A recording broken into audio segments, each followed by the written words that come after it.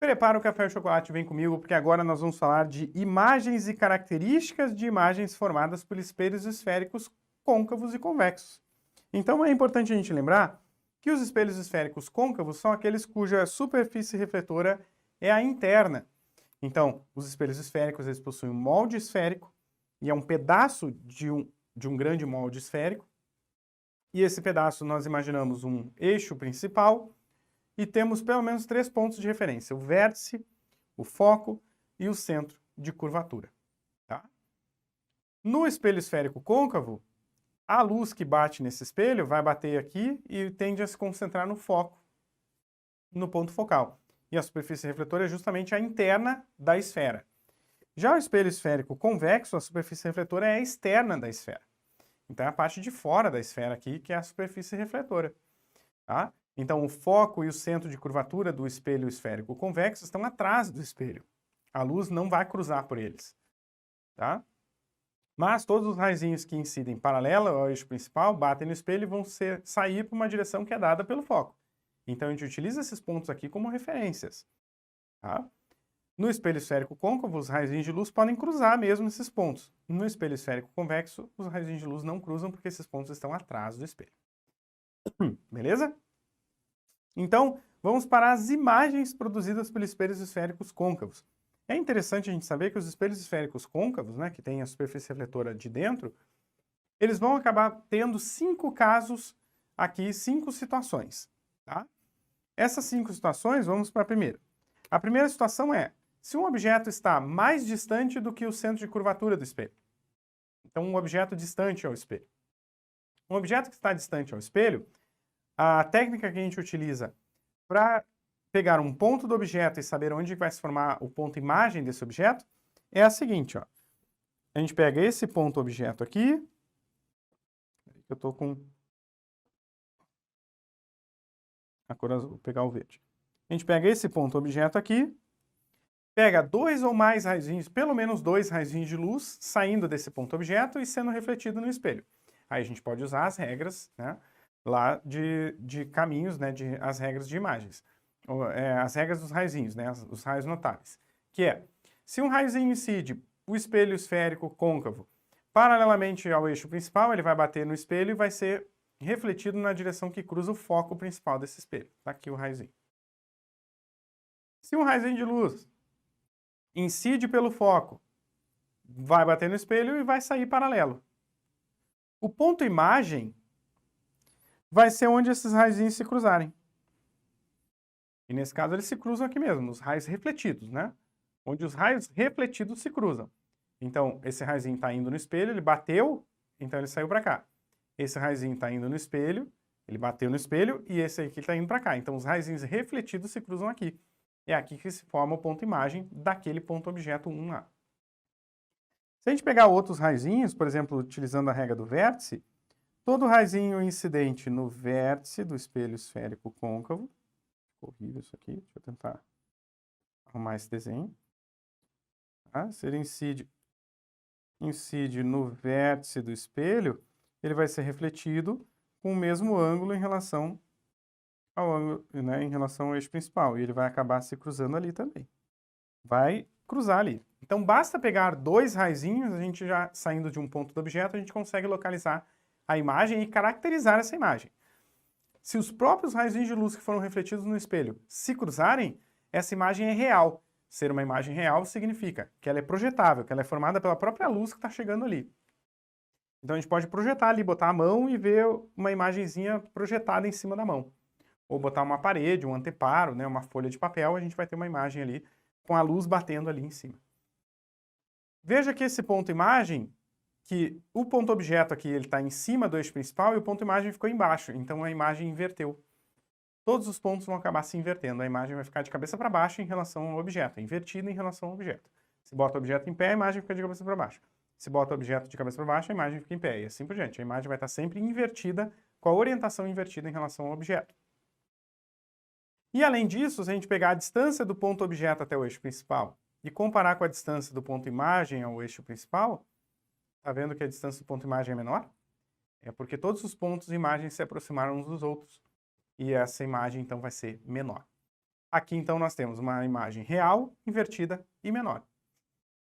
Se esse objeto, por algum motivo, se afasta mais ainda do... Deixa eu aumentar aqui. Se esse objeto se afasta mais ainda do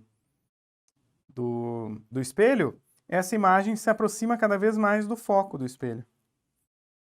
Tá? Então, conforme o objeto vai para lá, a imagem vai andando aqui, nessa linha. Tá? Então, o objeto vai se afastando muito, a imagem vem se aproximando muito aqui do foco, cada vez mais perto do foco. Conforme o objeto vem se aproximando, essa imagem vai crescendo aqui e vai vindo para cá.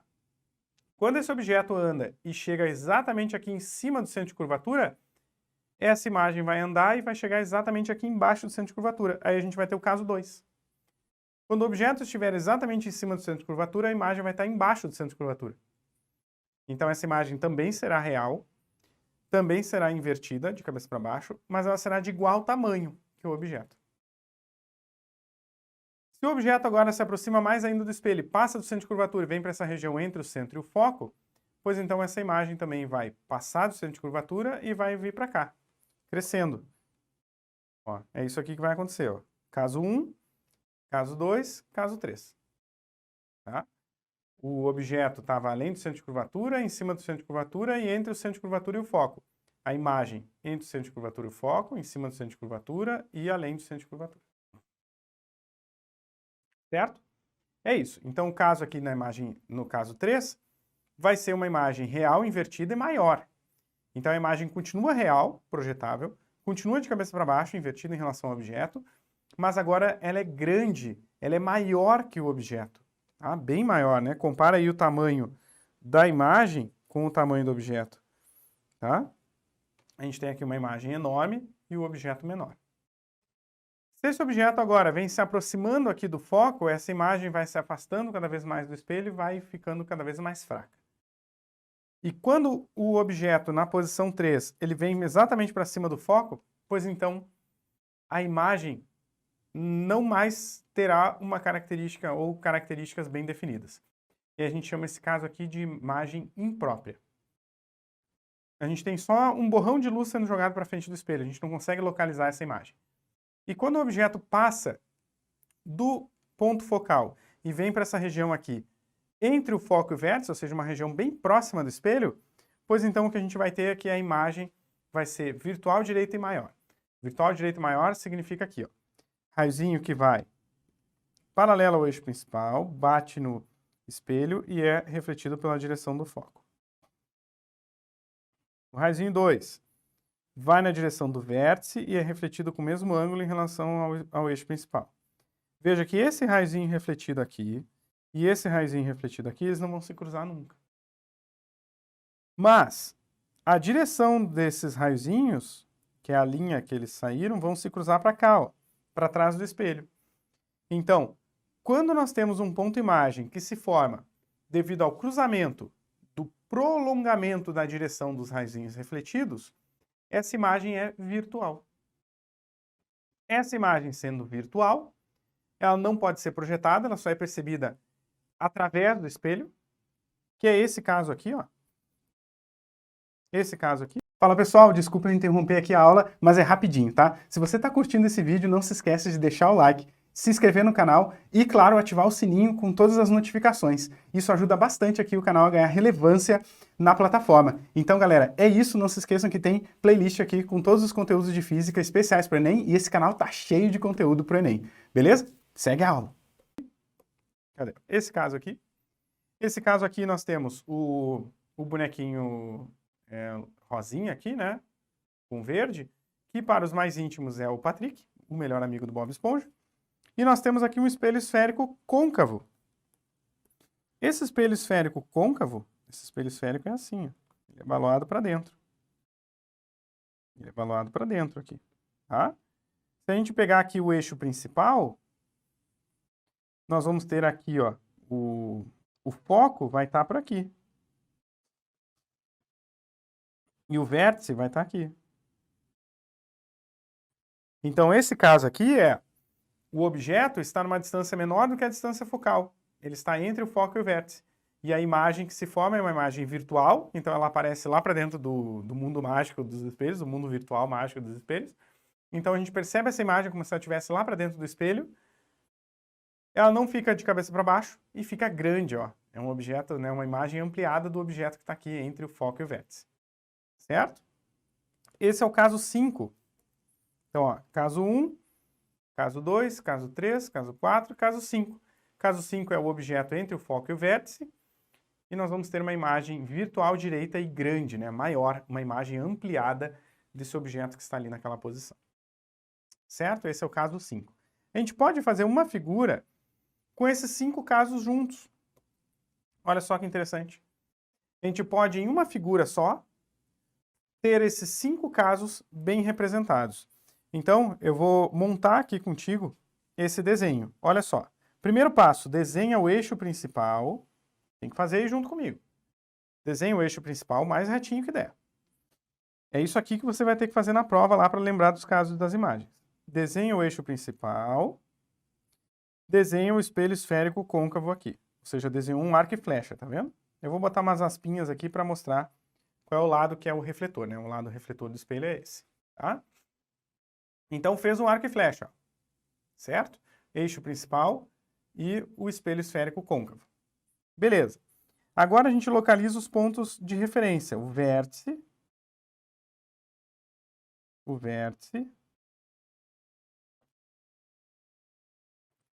pega uma determinada distância para cá e coloca o foco. Pega uma mesma distância, porque o foco tem que estar no meio do caminho, e coloca o centro de curvatura. Beleza. Agora a gente vai colocar aqui as 5 posições possíveis para um objeto. Um objeto ele pode estar... Vou pegar aqui o roxo. Ele pode estar além do centro de curvatura, em qualquer lugar aqui. Ele pode estar exatamente em cima do centro de curvatura. Ele pode estar em uma região aqui entre o centro de curvatura e o foco. Ele pode estar em cima do foco também. E, em último caso, ele pode estar entre o foco e o vértice. Só tem essas 5 opções. E aí a gente vai enumerar essas 5 opções. Caso 1, caso 2, caso 3, caso 4 e caso 5. É isso. Agora a gente vai pegar um raiozinho de luz como referência. E esse raiozinho de luz vai passar por cima de todos os objetos, paralelo ao eixo principal, vai bater no espelho e vai sair na direção do foco. Para lá, assim. Esse é o raiozinho de luz que a gente vai usar como referência. Porque agora a gente vai desenhar as imagens. O caso 1, ele vai ficar aqui perto do 3. Esse aqui é o 1', é a imagem do caso 1. O caso 2, ele vai ficar exatamente embaixo dele mesmo e vai ser aqui. Meu desenho ficou horrível. Vai ser exatamente ele para baixo aqui. Só a gente virar essa seta para baixo. O caso, esse aqui é o 2'. O caso 3' é o caso em que a imagem vai ficar gigante para cá. Esse é o caso 3'.